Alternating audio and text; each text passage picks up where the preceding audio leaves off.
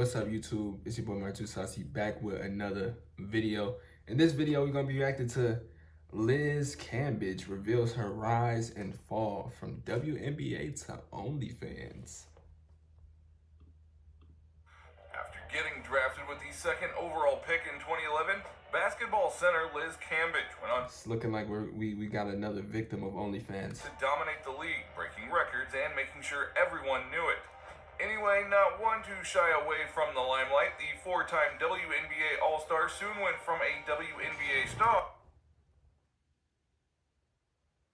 that bit tall as she dunking to an OnlyFans star, and she seems to be dominating the platform too. So in today's video, I will why you ain't stay your ass on the court? be talking about Liz Cambage, the former WNBA player who is lighting up OnlyFans. To Liz for three. Liz, it's been 5 years now since your last WNBA season. What made this the right time to come back?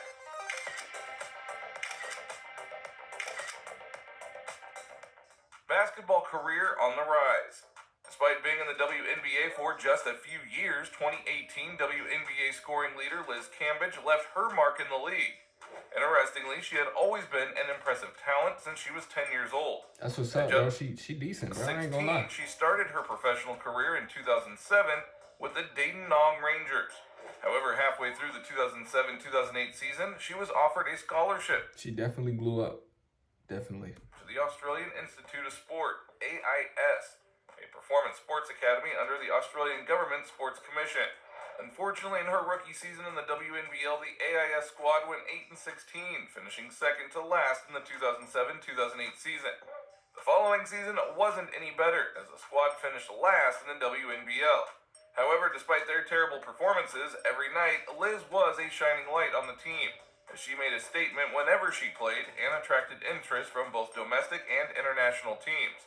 Okay. Nonetheless, she eventually left AIS for the Bullying Boomers, a local team in her childhood hometown of Melbourne.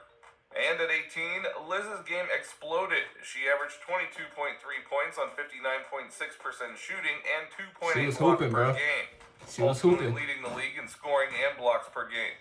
Liz led the Boomers to the top seed of the WNBL in the 2009-2010 season with a 21-1 record. And as a result, she was selected for the WNBL All-Star 5, the Australian version of the All-WNBA team. The following season, Liz once again led the Boomers to the number 1 seed with a 19-3 record, and she once again won the scoring title as she averaged 22.3 points on 58.9% shooting and 8.2 rebounds per game. All the while, at still just 19 years old, she became the youngest WNBL MVP as she led the Boomers to the WNBL title, scoring 17 points despite 2 early fouls in the WNBL finals. That's what's up. Her performance in the 2011 Grand Finals established her as one of the best basketball players in the world, so when the 2011 WNBA draft came up, several teams were looking to add her to their roster. WNBA and national team. With many WNBA teams looking to add one of the best ballers in the world to their roster, it came as no surprise that Liz Cambage was taken second overall in the 2011 WNBA draft. Unfortunately for her, though, she landed with a struggling Tulsa Shock squad that was desperate for a star that would turn them around. In her rookie season, she was the tallest player in the league at the age of 19. Yeah, I was gonna say, bruh, she looked tall as shit. And as such, she attracted attention from opposite. Bro, I want an NBA kid, bro. I want my kid. I think it's a lot of dudes' dream to have a kid make it to the NBA. A lot of black dudes, bro. Defenses throughout her rookie season. She faced regular, intense double teams in her first season, yet she managed to average 11.5 points on 5.1% shooting and 4.7 rebounds per game, earning her first WNBA All-Star appearance. Unfortunately, the Shock won only 3 games that season as they finished last in the league. Dang. But anyway, after her rookie season, she headed to the 2012 Olympic Games in London. But before she went for the Olympics, she rejoined her Bullying Boomers for another WNBL season in late 2011. Leading them on yet another Grand Finals run. Why is the pillow square? I'm glad you asked. This is Jay, inventor of the Pillow Cube. And this is a run before coming up short in the championship game. Nevertheless, at the Olympics, she lost to the eventual gold medal winners, the United States, in the semifinals. She, however, took home the bronze medal at the 2012 Summer Olympics, even breaking a record by becoming the first and only Olympic woman to dunk. Coming back from the Olympics, Liz signed a contract with Zhejiang Shuzhou, a team in the Chinese CBA worth 400,000 Australian dollars. The deal made her one of the highest paid female basketballers in the world, and she did well to earn all of that money, as she averaged 36 points on 79% shooting. Her wild campaign in China, however, ended shortly as she returned to the Shock for her second WNBA season in 2013. Missing 16 games due to injury, she still managed to average 16 points per game. She had a brief stint with injury and was forced to miss the entire 2014 WNBA season. When she recovered, she decided to go back to China because, according to her, the WNBA does not pay her bills.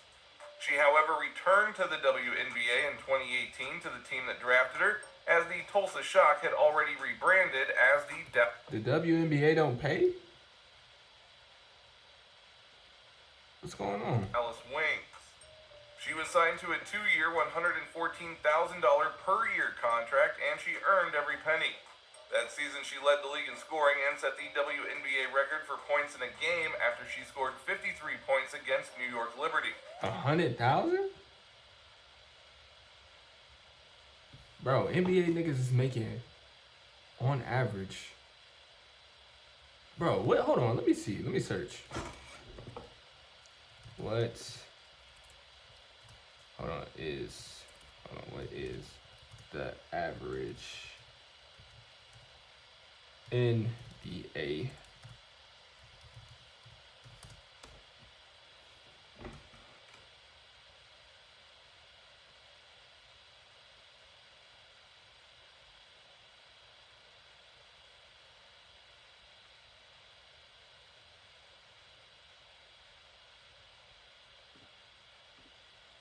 The 53-point game was followed by a 35-point game against the Washington Mystics, earning her the highest two-game point total in WNBA history. In any case, the Dallas Wings finished the season with a 15-19 record and were eliminated in the first round of the playoffs. So, disappointed with the Wings' finish, she requested a trade to a contender, the Las Vegas Aces.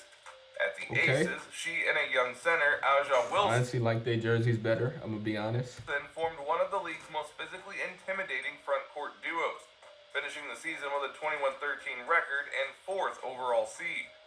With Liz, the Aces made it to the semifinals, but lost to the eventual champions, the Washington Mystics, in 4 games. In the 2019 playoffs, Liz averaged 23.6 points and 11.4 rebounds. Unfortunately, she had to sit out the 2020 WNBA season due to health concerns. Bro, she blew up for real. She eventually made a comeback to the WNBA in 2022 after joining the Los Angeles Sparks. However, during the season, she requested to be released from her contract and announced that she was stepping away from the WNBA. Interestingly, away from the WNBA, Liz Cambage seems to be making a name for herself elsewhere. Actually, on Onlyfans. Out of the league and into OnlyFans. After quitting the WNBA, Liz Cambage signed a contract with the Israeli women's basketball club Maccabi Bnat Ashdod and is currently playing there. However, while she has never failed to dominate wherever she goes, she seems to be making a name for herself in another field. In late 2021, she made a career switch to the adult industry when she announced that she would be joining OnlyFans. Opening OnlyFans was a bold career move, but she admitted that while she was scared to do it, her friends and family pushed her to go ahead with her decision. For a long time, Liz Cambage has promoted sexual and body positivity. I've never embraced my sexuality in public. Me doing Playboy is me celebrating my sexuality, she said about her Playboy shoot. According to her, nudity is... I mean, even though I'm not a fan of OnlyFans, bro, wow. Nigga rhyming and shit. But I'm not a fan of OnlyFans, me personally. But if you feel like it's the right thing for you to do, go ahead. By any means, do what you gotta do. You feel like it's not you're not making enough. Hey, do what you gotta do. I'm not here to judge nobody. You know what I'm saying? I'm pretty sure everybody has done something in their life that they really, you know what I'm saying, that they had to do in order to get where they are today. So, look, I don't judge, bro. But at the same time, it's so many other things you can do. You know what I'm saying? Like, it's so many other ways you can go about this other than, you feel me? But, hey, man. Never been a sexual thing to her, as it is who she is. It is what it is, proud man. to share it with her subscribers. In addition, she has consistently complained that she is underpaid, thus changing careers was a way for her to increase her income. According to Liz, she got paid the same in her last season in China as she did in all of the seasons that she played in the WNBA combined. Damn. She currently has over 27,000 likes on her page, and according to estimates, she makes at least $1 million a year from her content on Onlyfans. Interestingly, she admitted to receiving a telling off from the Australian basketball authorities when she first signed up, but she went ahead. And honestly, that's more like her, as she cares less about what people say, and that has actually got her into more controversy than she could handle. Controversies. Aside from having a reputation as one of the most prolific scorers the WNBA has ever seen, Liz Cambage built up a reputation for always being in one controversy or another. She was the league's trash talker, and she always had an issue with everyone, including her teammates. When she was drafted by Tulsa Shock, she publicly stated that she didn't want to play for them. When she got signed to the Sparks, she requested the number 8 jersey, but they had retired it in honor of Delisha Milton-Jones. Yet she asked for number 1, which was already owned by Amanda Zahuibi. And despite Amanda declining the swap, Cambage eventually got the jersey and Amanda got suspended for the 2022 season. Shockingly, during her lone season with the Sparks, she played only 25 games and spent the whole season criticizing her teammates during film sessions and blaming them for not passing the ball to her. Unfortunately, none of this was as scandalous as her behavior in the lead-up to the Tokyo Olympics. During a scrimmage with the Nigerian women's team, she reportedly had called some of the Nigerian players monkeys and told them to go back to their third world country.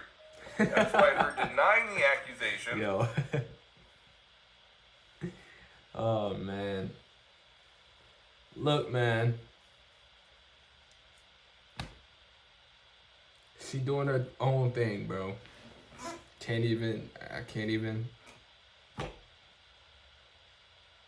She doing her own thing. I mean, going from making 100,000, having to work out every day, you know what I'm saying? Having to train every week, to just chilling at home and putting on some little sexy clothes and then posting a picture and then making $1 million a year.